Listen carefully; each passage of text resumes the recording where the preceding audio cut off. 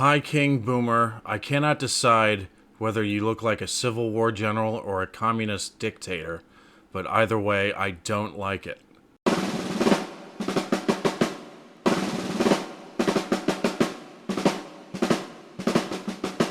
Hello, Booms. What's going on? Hope you're having a good day.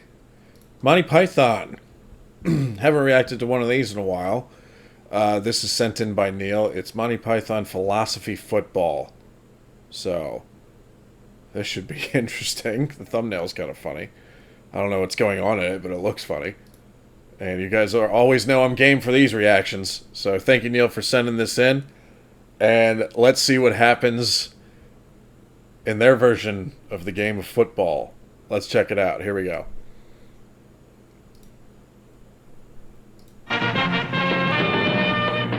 Good afternoon and welcome to a packed Olympic Stadium München for the second leg of this exciting final.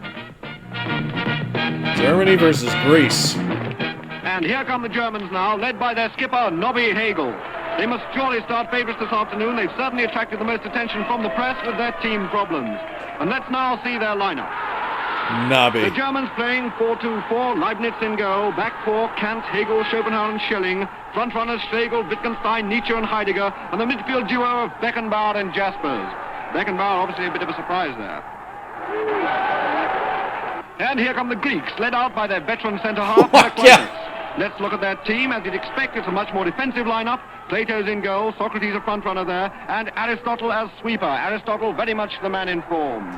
Okay, so going back to the German team here,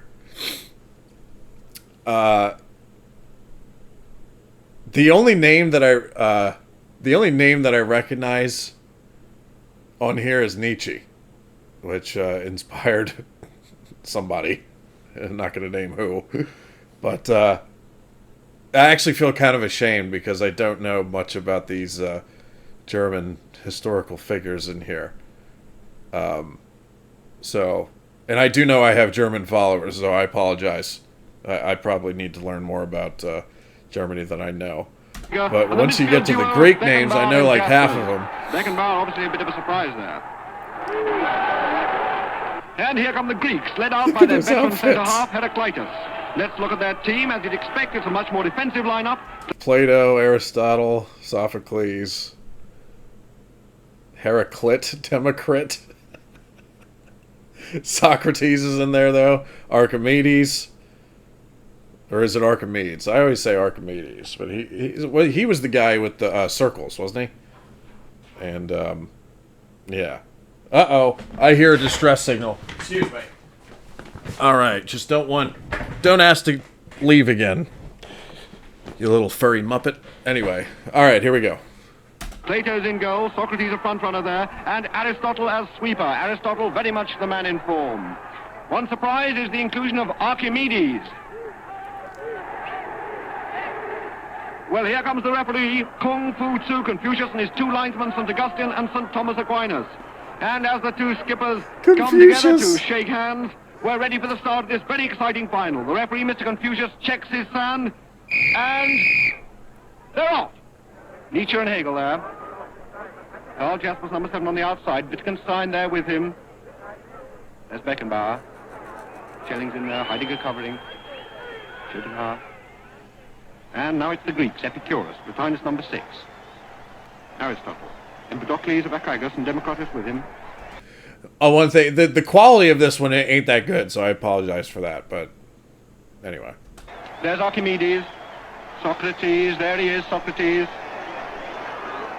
Socrates there, going through. Socrates is pondering. There's the ball. We'll be bringing you back to this exciting contest the moment Nothing's happening. Well, there may be no score, but there's certainly no lack of excitement here. As you can see, Nietzsche has just been booked for arguing with the referee. He accused Confucius of having no free will, and Confucius, he say, name go in book. And this is Nietzsche's third booking in 4 games. And who's that? It's Karl Marx. Karl Marx is... Oh, no! So there's going to be a substitution on the German side. Well, I do know him. Oh, my God. Obviously, manager Martin Luther has decided on all-out attackers. Indeed, I know he Martin marched with Luther, only too. 2 minutes of the match to go. I wonder why Karl Marx and Martin Luther are not starting. Is it because they cause so much trouble and upheaval with their views on things? I don't The know. big question is, who is he going to replace? Who's going to come off? It could be Jaspers, Hegel, or Schopenhauer. But it's Wittgenstein who saw his auntie only last week. And here's Marx. Let's see if he can put some life into this German attack. Evidently not. What a shame. Well now, with just over a minute left, the replay on Tuesday looks absolutely vital. And there's Archimedes. And I think he's had an idea. Eureka! Archimedes out Socrates. Socrates back to Archimedes. Here we go. Archimedes out to Heraclitus. He beats Hegel. Heraclitus, a little flick. Here he comes on the far post. Socrates is there. Socrates, there he is. Socrates. Yeah. The Greeks are going mad. The Greeks are going mad. Socrates scores for a beautiful cross from Archimedes. The Germans are disputing it. Hegel is arguing that the reality is merely an a priori adjunct of non-naturalistic ethics. Kant, by the categorical imperative, is holding that ontologically exists only in the imagination, and Marx is claiming it was offside. But Confucius answers them with a final whistle. It's all over. Germany, having trounced England's famous midfield trio, Bentham, Lock and Hobbs in the semi-final, have been beaten by the odd goal. And let's see it again. There it is. Yeah, the Germans didn't even put up a defense. Nothing. They were all too busy writing things down or talking amongst themselves. Socrates heads in, and Leibniz doesn't have a chance. And just look at those delighted Greeks. There they are, Chopper Sophocles, Empedocles of Acragas. What a game he had. And Epicurus is there, and Socrates, the captain, who scored what was probably the most important goal of his career. All right. Well, that was interesting. I think it was more funny because of the historical figures being in it and stuff, and the outfits.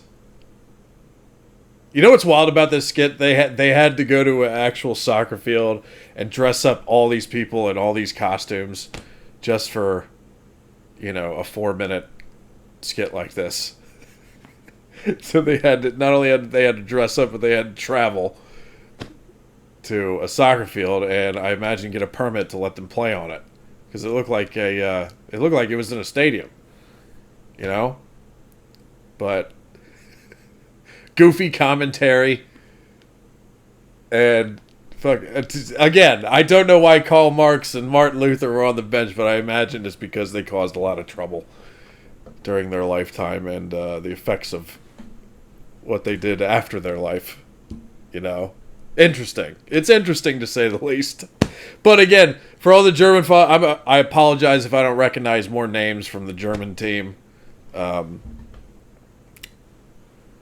I could probably gotta look more into German history, because there's that one period of German history that kind of dominates the rest, and it's an important one, unfortunately. You guys know what I'm talking about. Don't mention the war. I feel like, I'm part of that skit in Faulty Towers right now. Don't mention the war. But anyway, much love to Germany. You guys are awesome. Every German I've ever met in my lifetime has been like one of the nicest. I've probably met like a dozen, and they've all been like some of the nicest people I've ever met in my life. Just really sweet people. So shout out to Germany. We love you. Anyway, much love. And thank you, Neil, for sending this in. And I'll see you guys again soon. Peace out.